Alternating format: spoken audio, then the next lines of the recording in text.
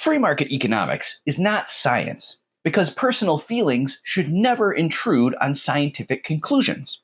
Apparently, economists didn't get the memo. This is part 9 of my series about the false religion known as free market economics. Be sure to check out the complete economic religion playlist on my profile and subscribe so you can follow the rest. Inside the predominant view that accepts economists as scientists is a core belief that their empirical analysis is untainted by bias. Milton Friedman himself said positive economics is in principle independent of any particular ethical position or normative judgments.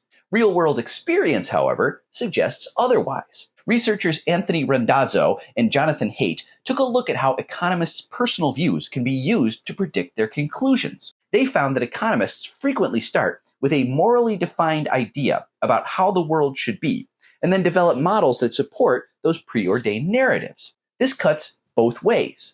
Neoclassical economists tend to share a moral worldview with American conservatives. Those who favor the theories of Lord Keynes tend to be more politically progressive. The researchers conclude, collectively, this data shows that economists' substantive conclusions about the workings of the economy are suspiciously correlated with their moral values. This is not how science works. Isaac Newton's personal feelings about apples or preconceptions about right and wrong didn't affect his theories on gravity. Science is supposed to be provable, testable, and untouched by morality and ethics. Howard Schwartz points out that even Big Daddy Adam Smith saw moral philosophy as separate from his economic theorizing, titling his first book The Theory of Moral Sentiments. A chemist or physicist can create a controlled experiment and analyze the results to see if it supports their hypotheses. Economists cannot. An economist doesn't perform experiments. Instead, they make thought experiments with whatever data points they happen to have at hand in much the same way that Thomas Aquinas or St. Augustine did.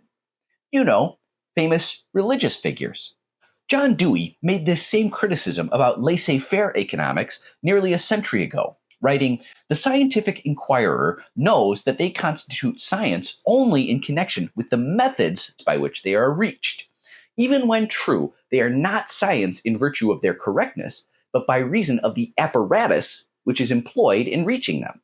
Contrast this with Milton Friedman's attitude toward his trade's fancy mathematical equations. He wrote in The Methodology of Positive Economics that economists didn't really need to worry too much whether a given model's assumptions were correct, so long as that model's predictions seemed to correlate with what an economist could see in real life. I don't think he was supposed to say that part out loud.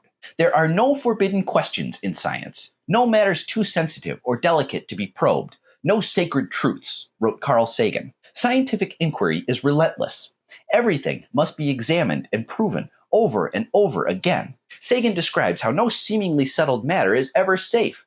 Even today, hundreds of years later, Isaac Newton's inverse square law of gravitation is being put to the test. In fact, one of the primary reasons that Albert Einstein's theory of special and general relativity is so important is that it demonstrated how Newtonian physics breaks down at high speed and crushing gravity. 100 years after that, modern scientists are poking at the ways that Einstein's theories might break down. They are, in fact, encouraged to do so by the scientific community. The opposite is true in the dismal science, economics. Carl Sagan saw the similarity between economics and religion himself when he asked the question, what rewards are religious skeptics given by the established religions, or for that matter, social and economic skeptics by the society in which they swim?